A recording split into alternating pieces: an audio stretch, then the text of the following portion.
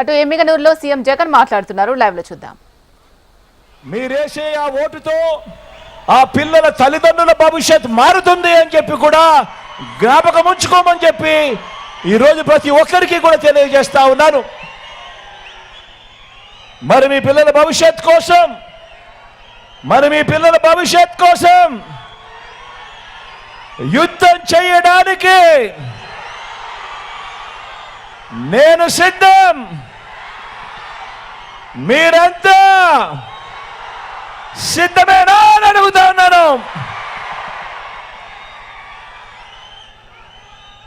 ఇక రెండవ అంశం ఆలోచన చేయమని కోరుతా ఉన్నా. ఇక రెండవ అంశం మన బంగారు తల్లుల గురించి. రెండవ అంశం మన ఆడబిడ్డల గురించి, మన చిట్టి తల్లుల నుంచి మన అక్క చెల్లెమ్మల వరకు, మన అక్క చెల్లెమ్మల నుంచి వృద్ధాప్యంలో ఉన్న అవ్వల దాకా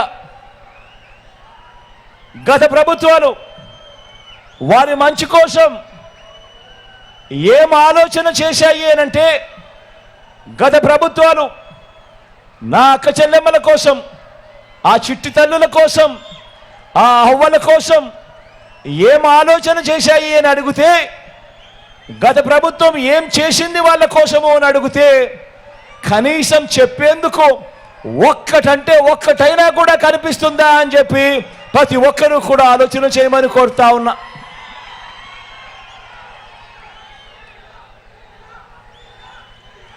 గత ప్రభుత్వాలు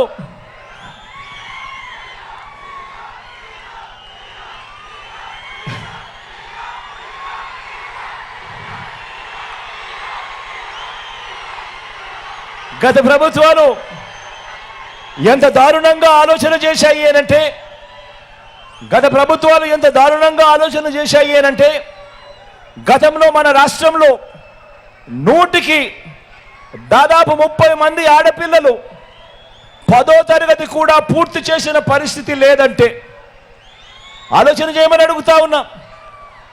గత పాలకుల పాలనలో ఏ రకంగా ఇంత దారుణంగా వాళ్ళు ఆలోచన చేశారు అనంటే, వాస్తవాలు ఎలా ఉన్నా కూడా పట్టించుకోలేదు అనంటే, ఏకంగా 100 మంది పిల్లల్లో ఏకంగా 30 మంది ఆడపిల్లలు 10వ తరగతి కూడా పూర్తి చేసిన పరిస్థితే లేదు అనంటే, మన రాష్ట్రంలో ఇదొక్కటే కాకుండా మన రాష్ట్రంలో బాల్య వివాహాలున్నా గతంలో ఆపే పరిస్థితి కూడా లేదు అనంటే, మన రాష్ట్రంలో తల్లికి ఎన్నో ఆశలున్నా కూడా తన బిడ్డను, వారి భవిష్యత్తును నిర్ణయించే ఆదాయం ఆ తల్లుల చేతుల్లో లేదు అనంటే,